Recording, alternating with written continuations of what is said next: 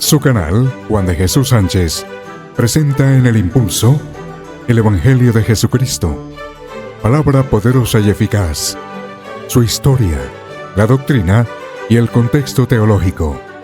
Prepárese y escuche.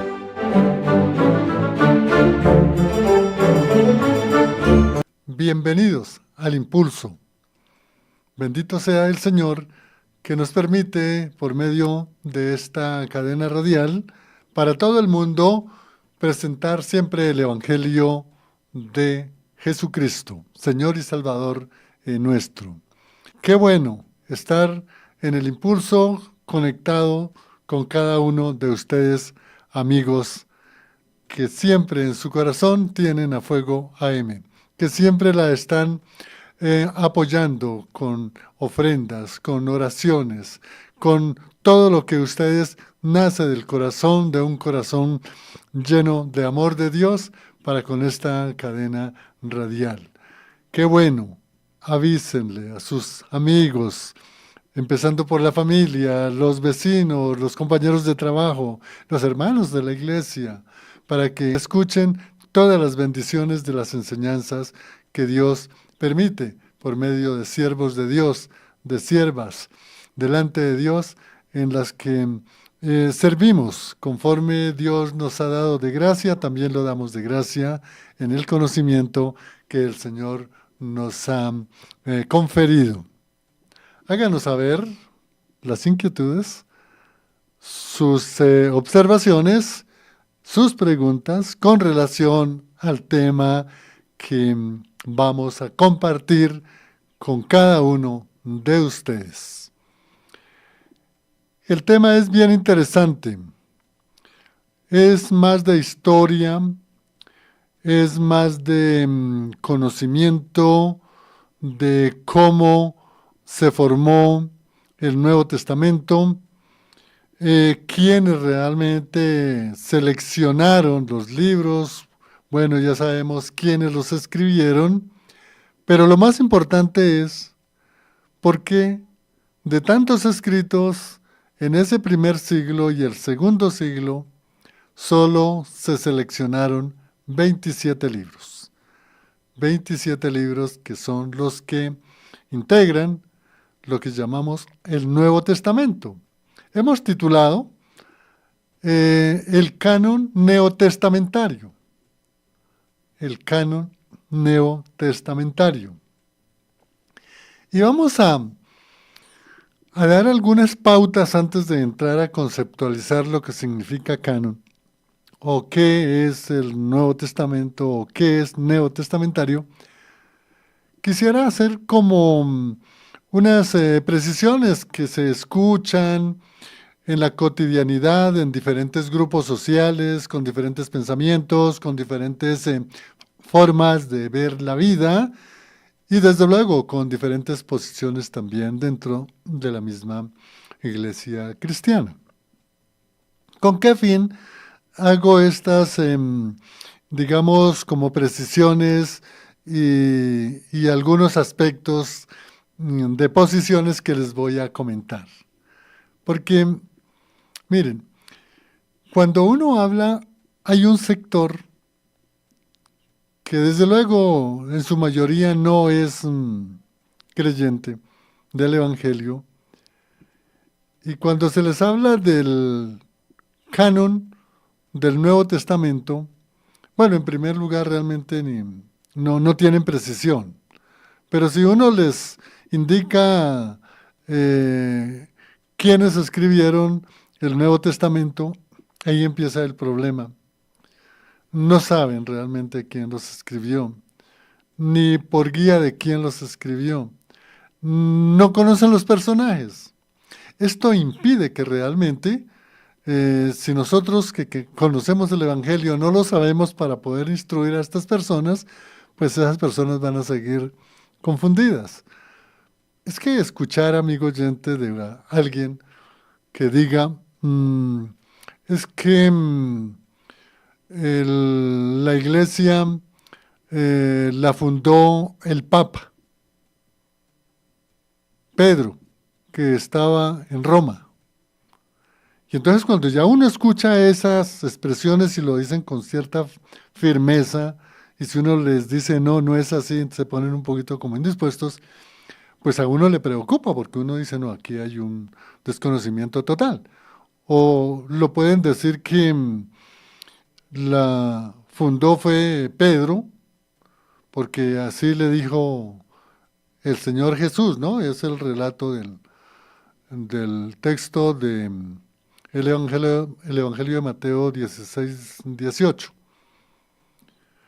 O miren, a veces personas que le dicen a uno, mire, la iglesia romana papal es la verdadera porque tenemos las mejores iglesias. Entonces uno dice, no, pero si las iglesias son el cuerpo de Cristo. Entonces uno pregunta, bueno, ¿a qué clase de iglesia se refiere? Entonces dicen, no, mire, tenemos las mejores catedrales, las más grandes del mundo, cabe mucho más gente. Mire, tenemos los sacerdotes que visten unos ornamentos muy bonitos, son muy ceremoniales. Y uno dice, bueno, sí.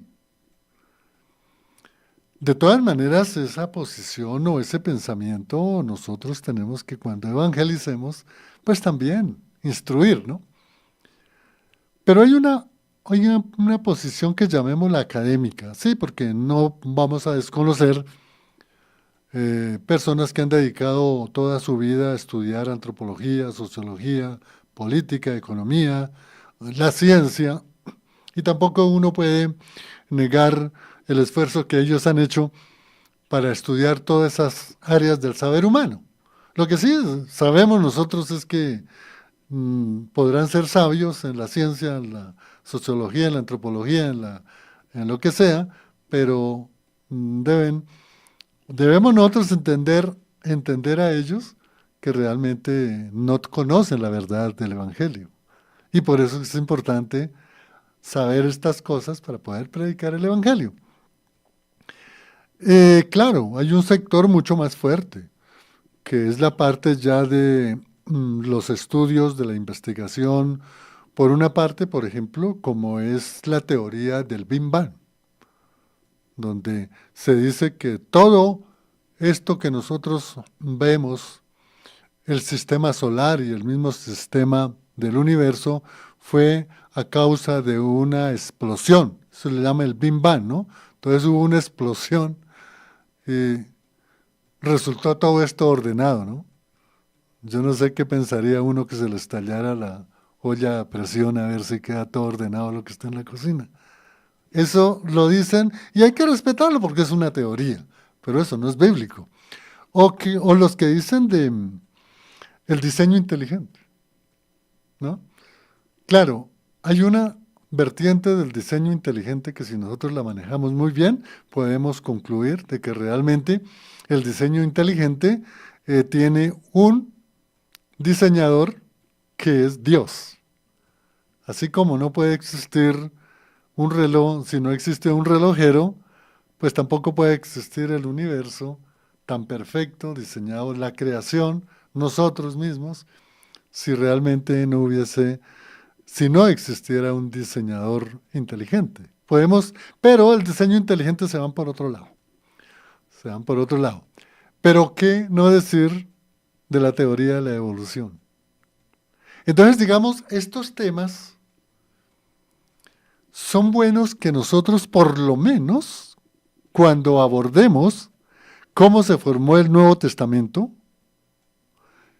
quién escribió el Nuevo Testamento, qué fue lo que se escribió en el Nuevo Testamento, quiénes seleccionaron los 27 libros, por qué excluyeron toda una cantidad, más de 500 libros fueron desechados, solo se clasificaron 27, tenemos que nosotros saberlo, claro, porque nosotros tenemos que, como dice la palabra, ¿no? Nosotros tenemos que estar siempre preparados para cuando nos piden explicación de algo. Si no estoy mal, eso lo dice Pedro. Entonces, mirar lo del canon, el Nuevo Testamento o el canon neotestamentario, sí es muy importante conocerlo para poder rebatir estas posiciones que son realmente no bíblicas. Nada que ver con las cosas de Dios, nada que ver con el Evangelio de Cristo. Y ahora sí, explicamos un poco lo que realmente significa canon. Bueno, aquí hay en varios campos que se utiliza el canon. Por ejemplo, aún todavía los carpinteros, a un sector de los maestros de la construcción, aún todavía nombran canon al metro o a una vara que tiene números para poder medir, o la madera o los espacios para una construcción. Esas personas le dicen canon. Mi papá, por ejemplo, me decía a mí, mi hijo, tráigame el canon. Y entonces yo sabía que era una vara, una varita muy bonita, alargada, como por ahí de 1,50 m, y ahí mi papá tenía marcados los centímetros o las pulgadas o las yardas, lo tenía ahí marcado. Eso es lo que se llamaba el canon dentro de este campo. Pero, por ejemplo, hoy en el derecho, en la ciencia jurídica, hay una área que es la contratación de los arriendos, y al dar un bien inmueble en arriendo, pues se fija el canon.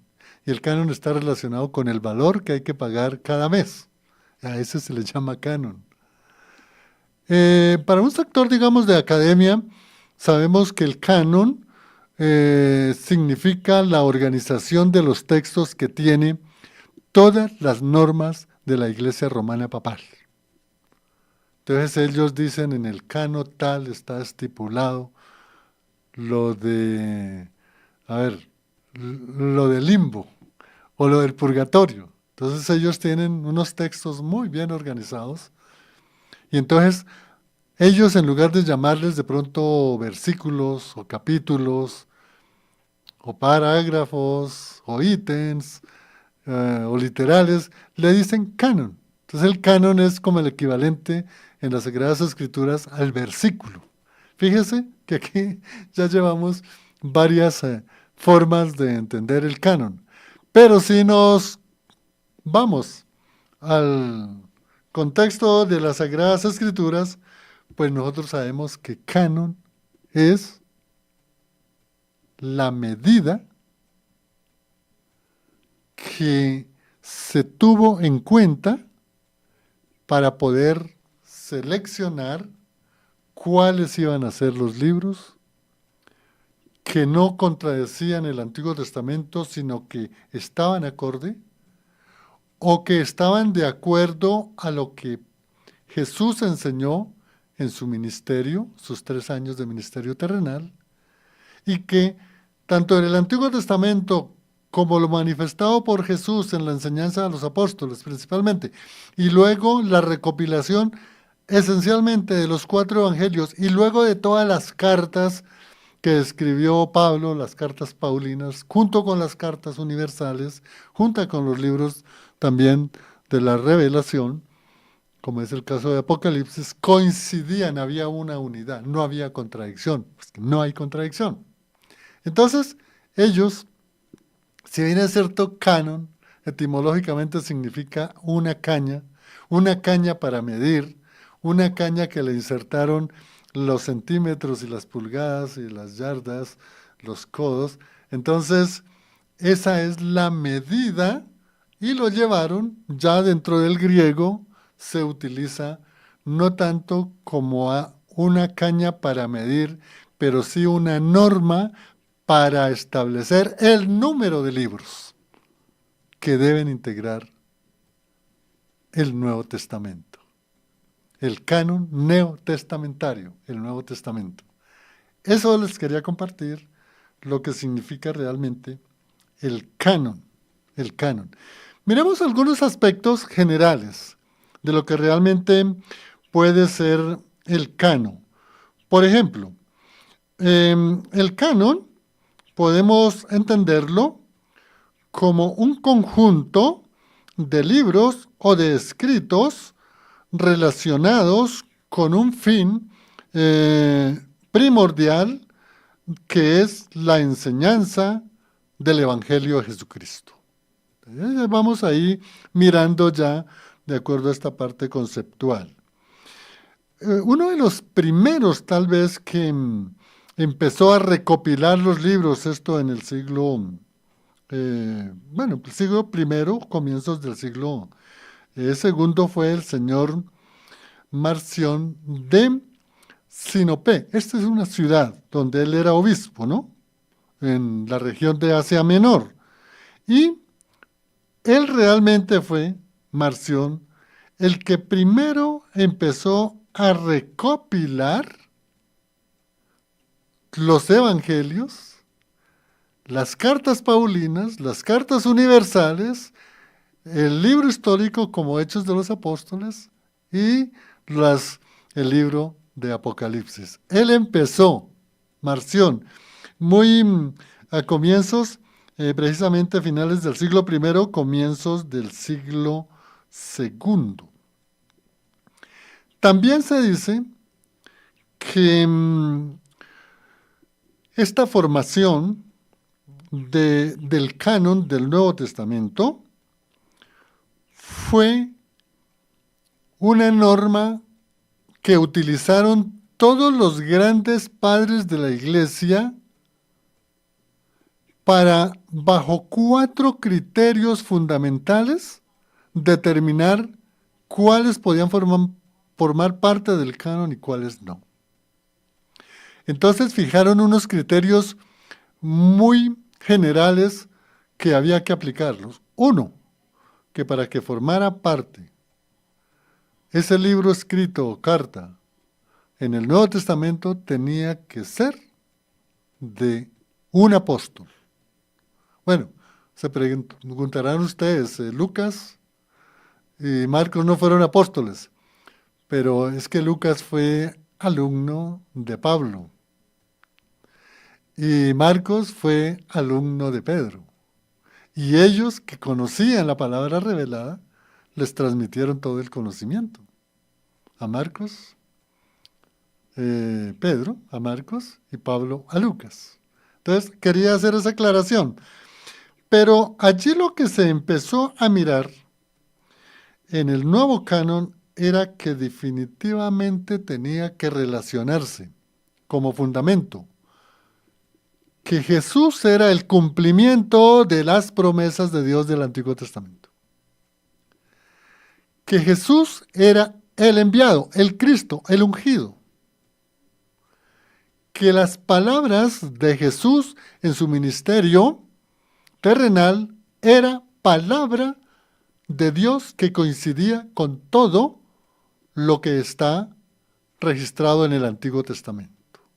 Es decir, por eso Jesús decía, yo digo y hago lo que mi Padre me ordena. Esto es importante, que Cristo venía a salvar al mundo que estaba subsumido en el desastre, en la pecaminosidad, en la ruina completamente. Y para eso tenía que él cargar los pecados del mundo, del hombre del mundo, en la cruz, y que Cristo murió, y que esa sangre derramada es el símbolo de nuestra liberación, de nuestra salvación, y que Cristo resucitó, y que Cristo ascendió a los cielos, y que Cristo vendrá. Esos eran criterios. Hay un criterio que es el ortodoxo, es decir, que toda la escritura del Antiguo Testamento, que todo lo que dijo y enseñó Jesús, que todo lo que registraron los apóstoles en las Sagradas Escrituras, tanto en los Evangelios como en las cartas, son palabra de Dios. Que no hay ninguna contradicción con el Antiguo Testamento, sino el cumplimiento. Esa es la parte de la ortodoxia, ¿no? La parte también de lo que es el universalismo, es decir, que todas esas escrituras eran para todo el mundo y que todas las iglesias de la época, primer siglo, segundo siglo y aún el tercer siglo, seguían las escrituras dadas por los evangelistas y por los escritores de las diferentes cartas, tanto paulinas como universales. Esto es muy importante porque de eso se trata el Nuevo Testamento. Miremos por acá otra parte. em, mire, esto es muy importante porque el canon, el Nuevo Testamento no fue algo que los libros los escribieron bonitos, los paginaron, los organizaron, los conservaron bien bajo unas pastas que no se fueran a dañar y todos los organizaron como hoy ve uno en las fotografías de la historia del canon o del Nuevo Testamento de Unger, que ve todos los libritos uno bien organizaditos y con diferentes colores, no. Esa es la ilustración que da el maestro Unger.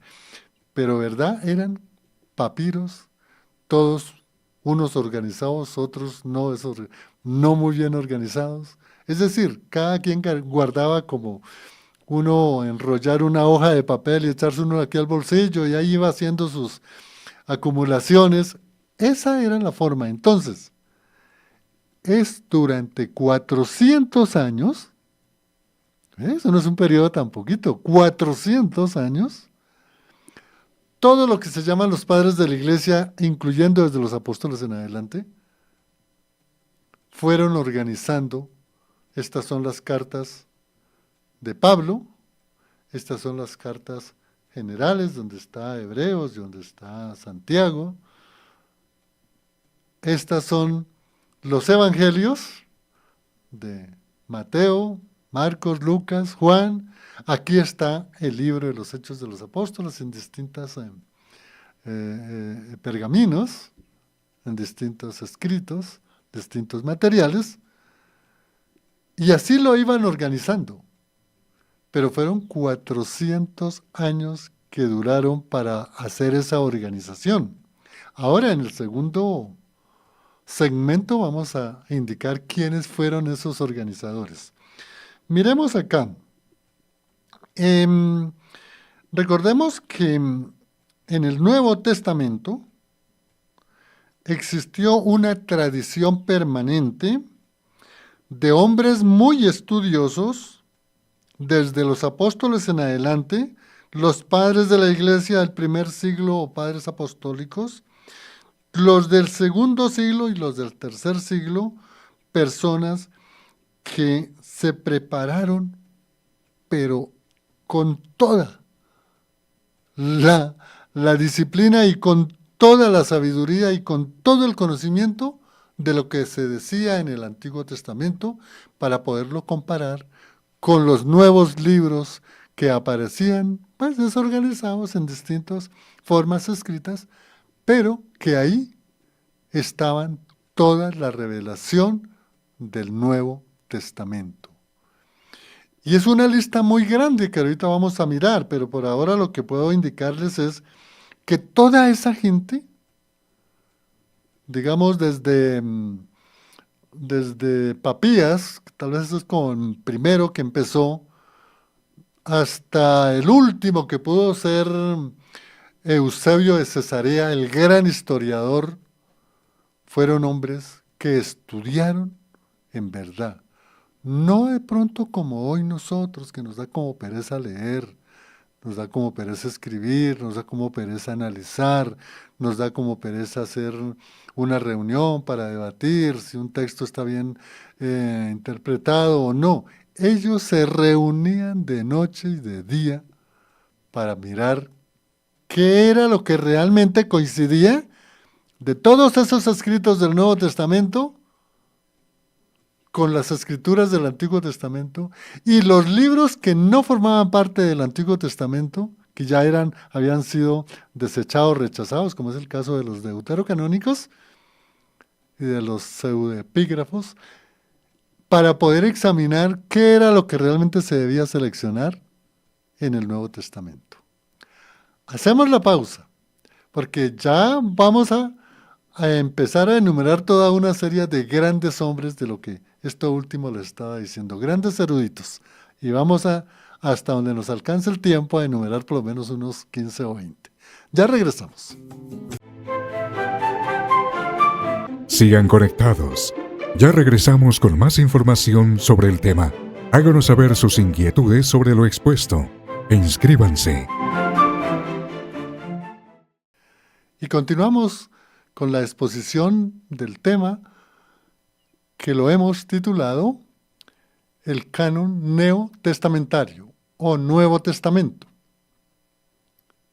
En el segmento pasado indicamos algunas falencias en las que incurrimos cuando no conocemos cómo fue la formación del Nuevo Testamento, cómo se organizaron los 27 libros, cómo se seleccionaron, por qué se seleccionaron, quiénes los seleccionaron.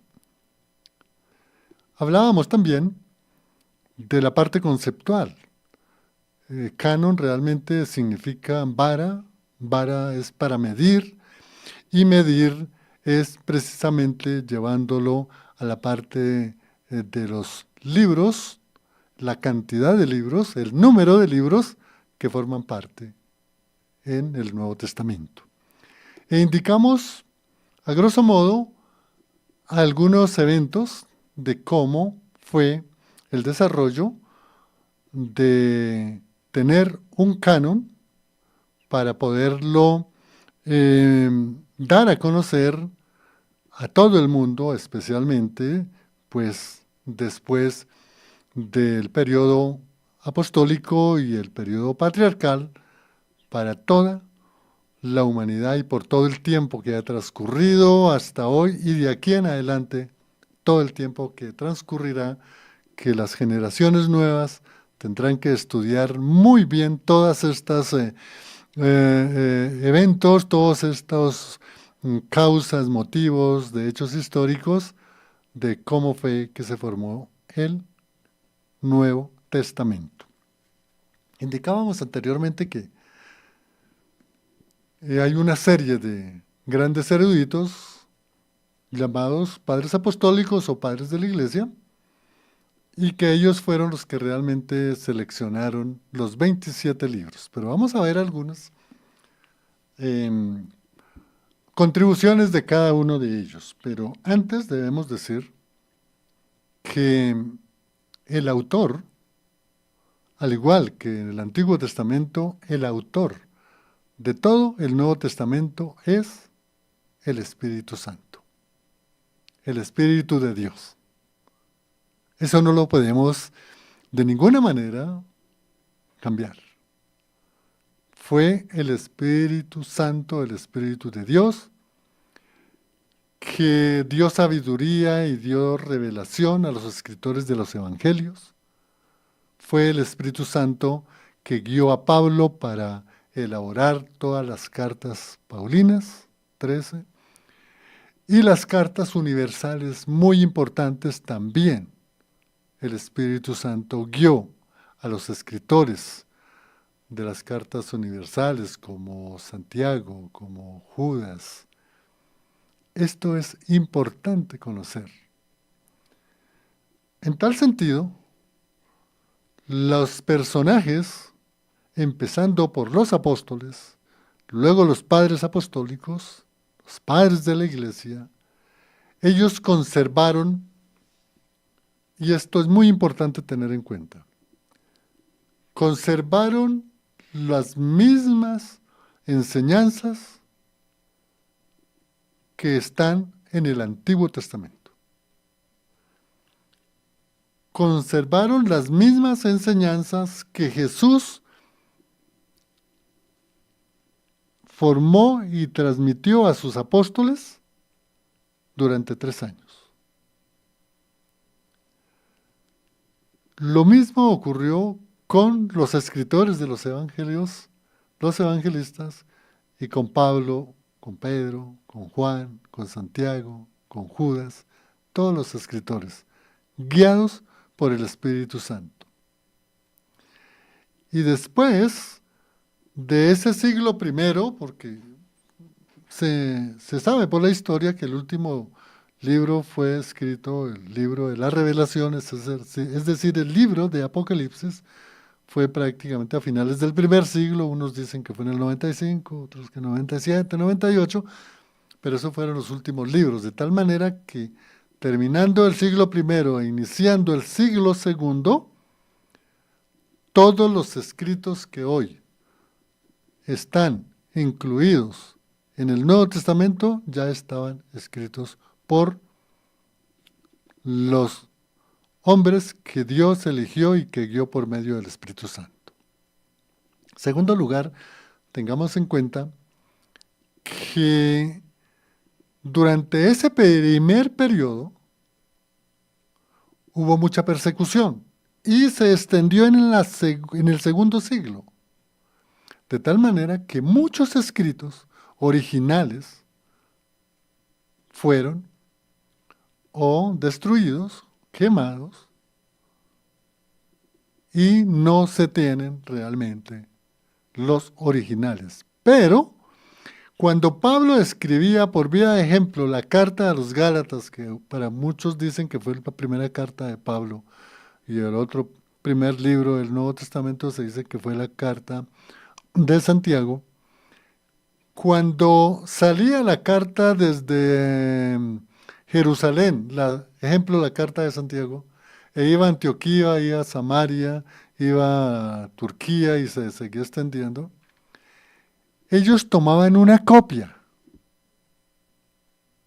Es posible que el original se haya quedado en Jerusalén, haya sido destruida, pero ellos copiaban. Y muchas copias. Entonces, si destruían un original, estaba la copia. Pero ya les digo, todo por la iluminación del Espíritu Santo. Miren, uno de los primeros padres de la iglesia que empezó a indicar cuál podrían hacer o cuáles libros podían formar el Nuevo Testamento fue el señor Clemente de Roma. Él era obispo de Roma, no era papa, era obispo de Roma, así lo dice la historia. Y él en el año 95 empezó a seleccionar que el libro de Mateo había que tenerlo como base para la enseñanza allá en Roma, lo mismo de Lucas, también ya estaba la carta a los romanos, estaba también Primera de Corintios, estaba Hebreos, Primera de Timoteo y Primera de Pedro.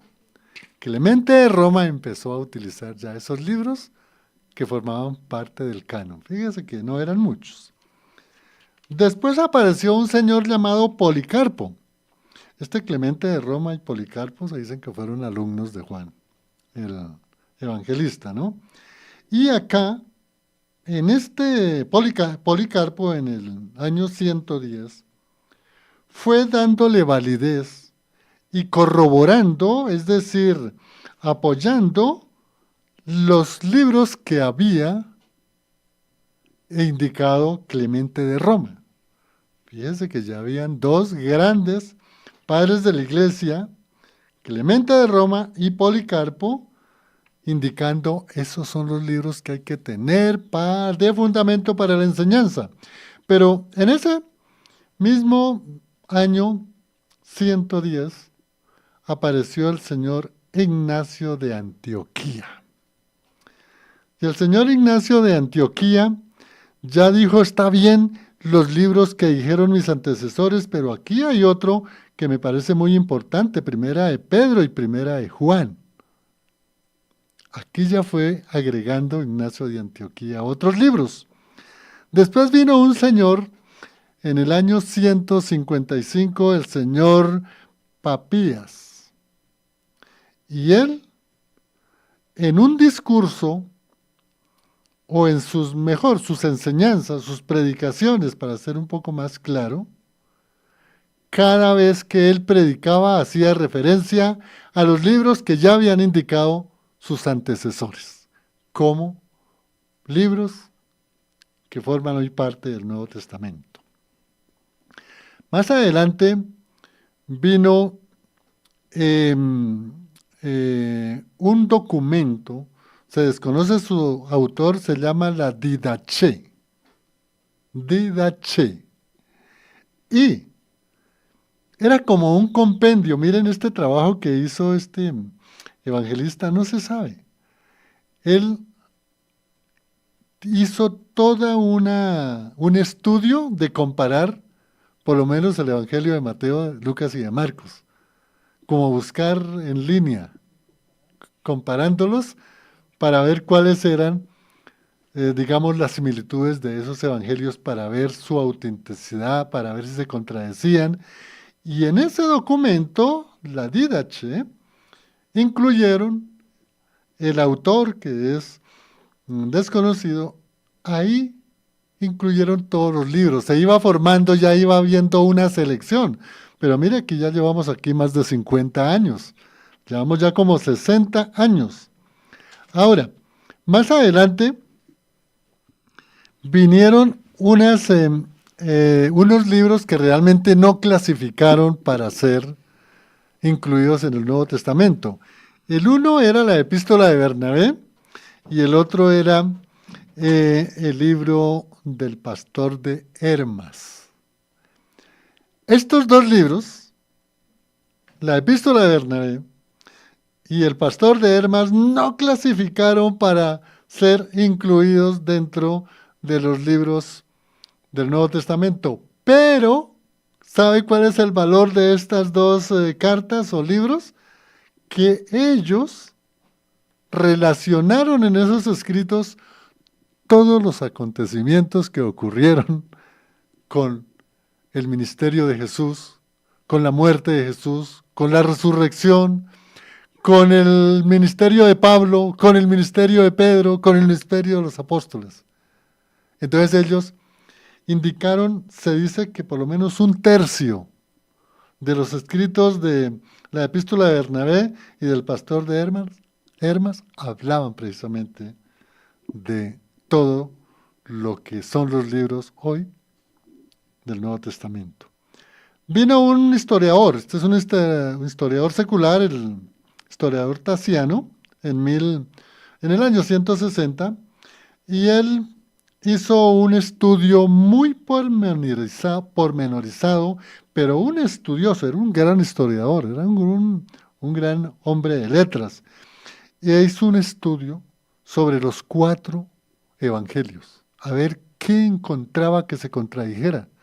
Y se le acabó la vida al gran historiador Tasiano, y la conclusión fue que no encontró ninguna contradicción entre los 4 evangelios. Todo lo contrario, era una unidad completa de las buenas nuevas que predicó Jesús, el evangelio. Bien importante. Después vino otro, en el año 140, Justino Mártir. Y él dijo, bueno, yo acojo también y apoyo los anteriores libros, pero ojo, incluyamos Apocalipsis, incluyamos Hechos de los Apóstoles. Y bueno, fíjese cómo iba creciendo acá, hasta llegar el número de los 27 libros del Nuevo Testamento. Bien interesante. Apareció otro, el señor Basiledes. Mire que este fue catalogado como un hereje. Pero por más que haya sido un hereje, en todos sus escritos, que fueron bastantes, se encuentra un sinnúmero de citas, tanto de los evangelios como de las cartas de Pablo, de las cartas universales y del libro de Apocalipsis y de los Hechos. Vea el valioso aporte que hace Basiledes o Basílides.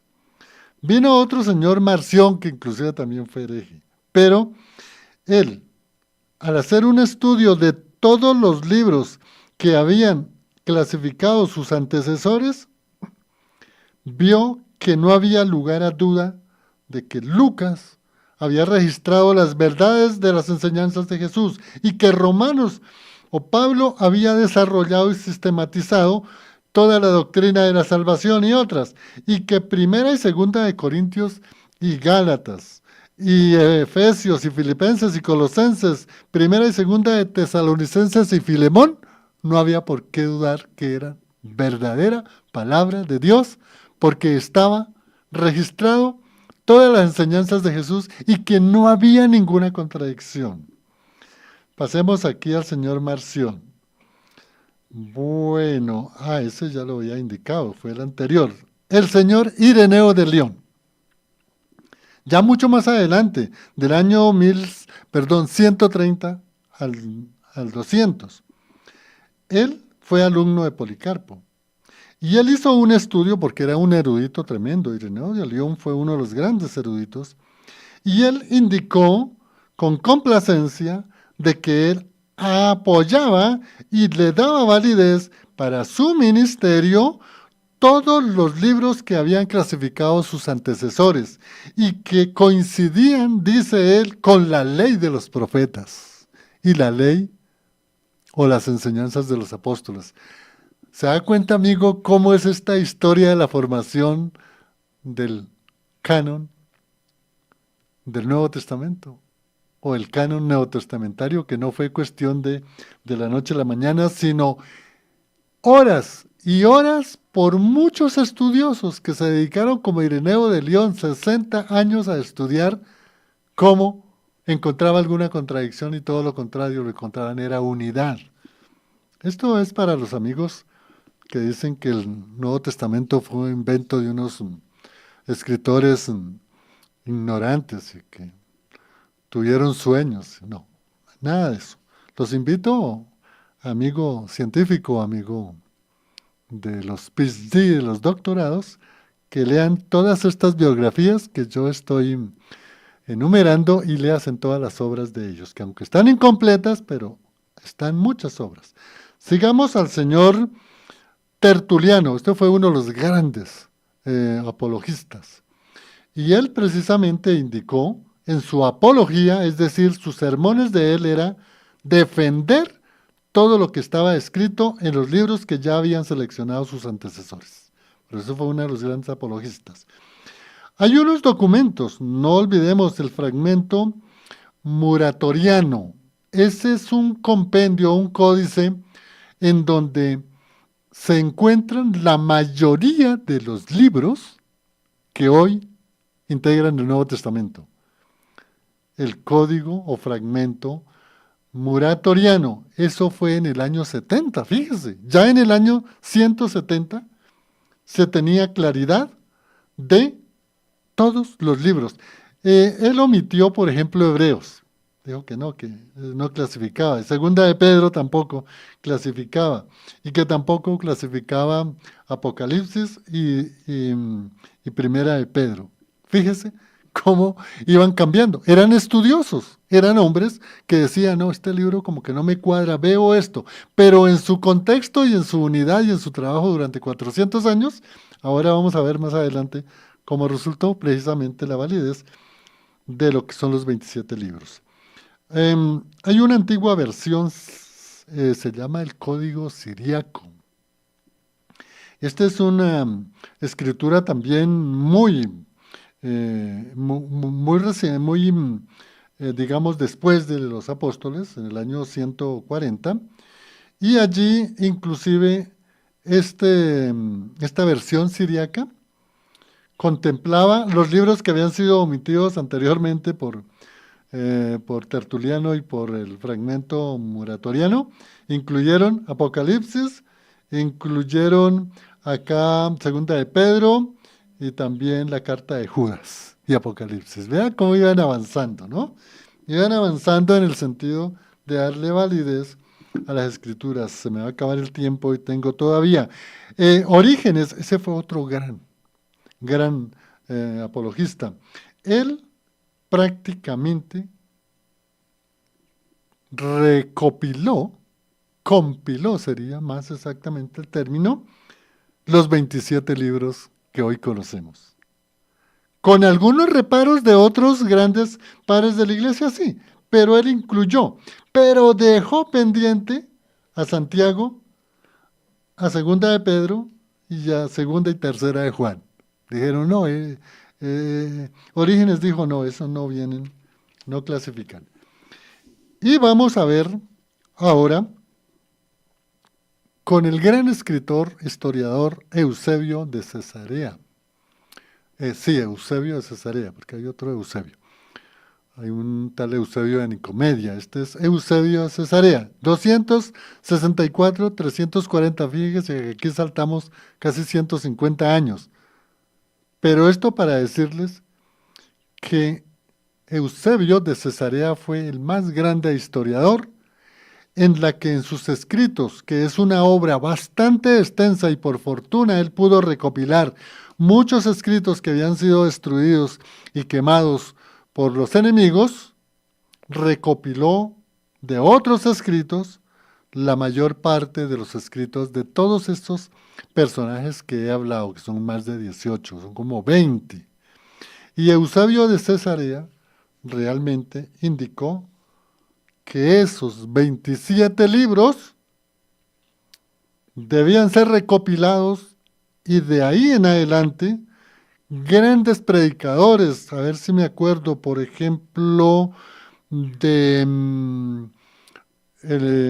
Agustín de Hipona, Juan Crisóstomo y otros grandes predicadores, incluyendo a Jerónimo de Estribón, fueron los que realmente recopilaron todos los 27 libros y les dieron la validez de que esos eran los libros del Nuevo Testamento. En el año 397 se celebraron varios concilios en la ciudad de Cartago, y ahí en esa ciudad de Cartago todos los padres de la iglesia se reunieron y aprobaron por unanimidad todos los libros hoy del Nuevo Testamento. Se me quedaron algunas noticas para haberles compartido, amigos, de la importancia de lo que es la formación del canon. Pero vamos a dejar ahí, los invito, amigo que no cree en los libros, en la autenticidad, en la genuinidad, en la existencia de los escritores, que ustedes son muy estudiosos. Estudien toda la obra de Eusebio de Cesarea. Son como unos 12 tomos. Los invito, que ustedes son buenos lectores, leanlo. Y ahí van a ver toda la historia de los anteriores, desde Papías hasta Eusebio de Cesarea, hasta Hipona y hasta Jerónimo, que todos esos libros tienen un sustento histórico, bíblico, histórico secular, de una crítica textual, de una unidad interna, porque son los verdaderos libros del Nuevo Testamento. Vuelvan a escuchar esta historia, porque en verdad les sirve como de una guía, de un PowerPoint, para que usted estudie todos esos contenidos y especialmente las biografías de esos 20 personajes que fueron los que estudiaron durante 400 años, no todos en su mismo tiempo, sino secuencialmente, y decidieron que ese era el canon del Nuevo Testamento, los 27 libros que usted muy bien conoce. Les habló Juan de Jesús Sánchez Aponte en El Impulso. Bendiciones, hasta otra oportunidad. Gracias por estar con nosotros en El Impulso. De igual forma, por su valioso comentario sobre el tema. Los esperamos en otra edición de El Impulso, palabra poderosa y eficaz. Bendiciones en Cristo Jesús.